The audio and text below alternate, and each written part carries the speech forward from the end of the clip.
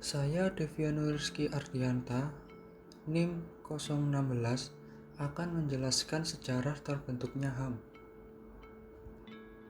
Awal mula terbentuknya HAM pada tahun 1215 ketika kekuasaan Inggris oleh Raja John saat itu dinilai semena-mena dalam memberikan hukuman kepada rakyatnya dalam penarikan pajak. Raja dalam hal ini dikala itu diberi wewenang absolut untuk memerintah dan apapun yang diucap merupakan perintah. Hingga para baron yang tergerak batinnya untuk menentang sang raja yang memaksa raja untuk menandatangani sebuah perjanjian yang menjadi awal mula dari perlindungan manusia atas martabatnya, yaitu Magna Carta.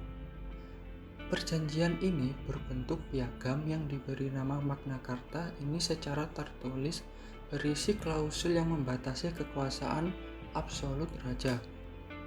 Pada piagam ini, seorang raja harus menghargai dan menjunjung beberapa prosedur legal dan hak setiap manusia.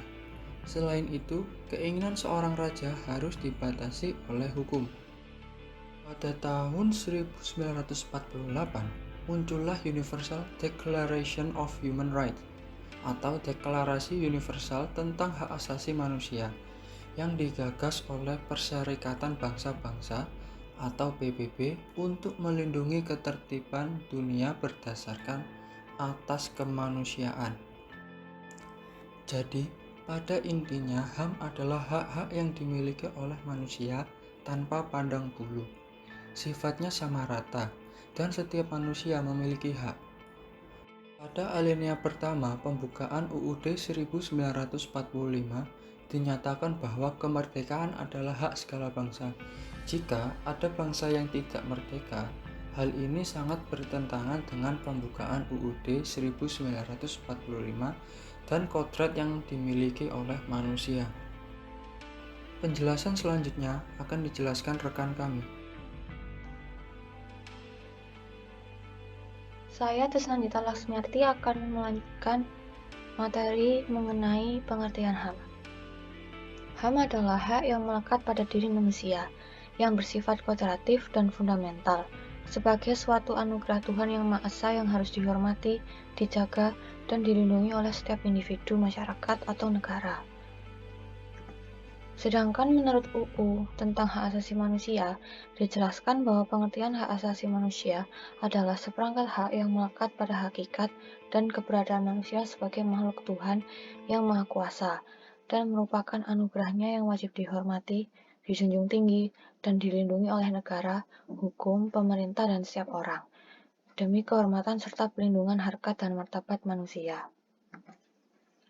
Menurut para ahli, menurut United Nations Human Rights, dalam buku Human Rights tahun 2016, menyebutkan bahwa hak asasi manusia adalah hak yang melekat pada semua manusia, yang bersifat universal, karena didasarkan pada harkat dan martabat manusia, tanpa memandang ras, warna kulit, jenis kelamin, etnis, sosial, agama, bahasa, kebangsaan, orientasi seksual, disabilitas, atau karakteristik berbeda lainnya.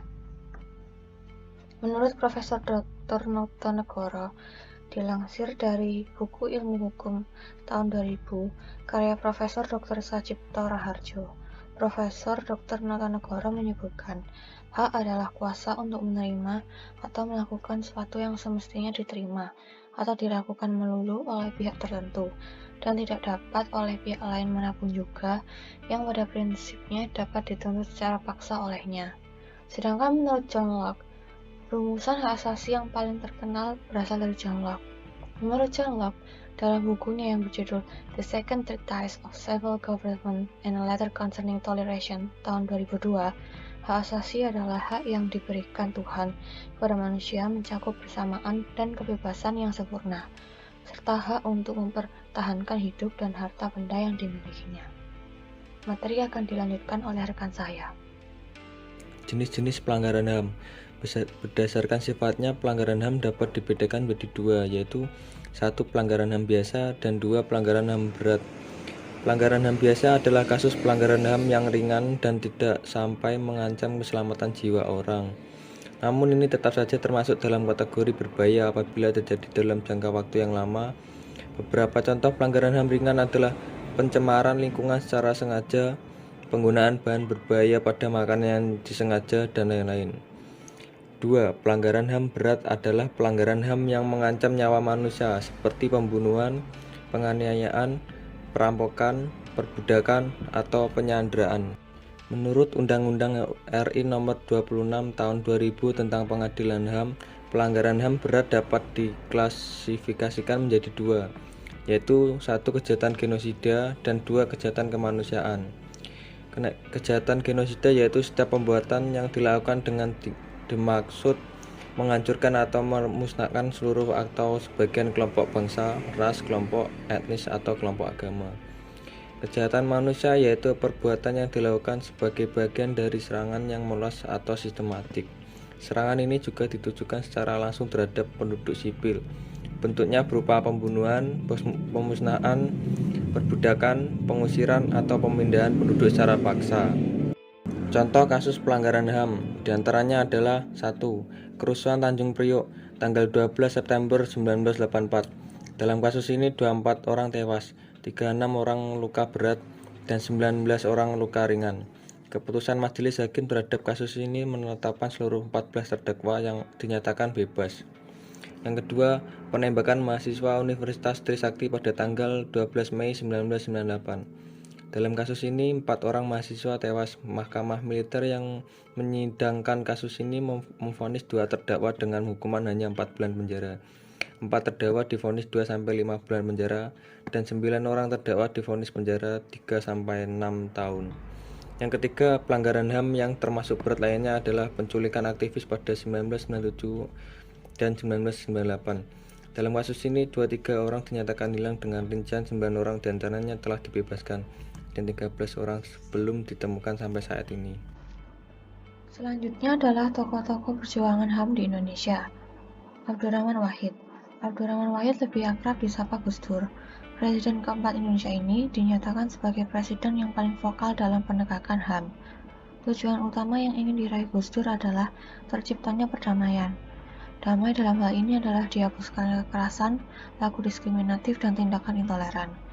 Selain kembali mengangkat dan menyelesaikan kasus yang ditangani secara represif untuk diselesaikan secara damai, Gus Dur juga mengakomodasi aliran kepercayaan dan masyarakat minoritas di Indonesia. Munir Said Talib. Munir salah satu tokoh pejuang HAM dari jalur hukum. Selain aktif dalam membela kasus HAM melalui LBH, ia juga mendirikan komisi untuk orang hilang dan korban kekerasan atau Kontras. Melalui komisi ini, Munir melakukan pengusutan kasus hilangnya orang pasca runtuhnya Orde Baru. Kasus pembunuhan yang menimpanya pada tahun 2004 sampai saat ini masih menjadi misteri yang belum terpecahkan. Kasus ini juga menjadi sorotan tokoh-tokoh pejuang HAM lainnya. Hanya Raga Munir yang terbunuh, semangat juang dan keberaniannya masih menjadi inspirasi. Adnan Buyung Nasution. Buyung merupakan tokoh pendiri Yayasan Lembaga Bantuan Hukum Indonesia. Buyung membentuk LBHI untuk memberi bantuan hukum bagi orang miskin. Buyung menekankan advokasi dan pendampingan hukum terhadap korban ketimpangan ekonomi, sosial, dan pelanggaran HAM. Dapat dilihat bahwa Buyung memang berfokus pada agenda membela kelompok-kelompok yang rentan. Kedekatan dan perjuangan Buyung di bidang HAM terinspirasi dari sang ayah. Berikut penjelasan dari kelompok 6. Bila ada kurangnya kami mohon maaf. Terima kasih.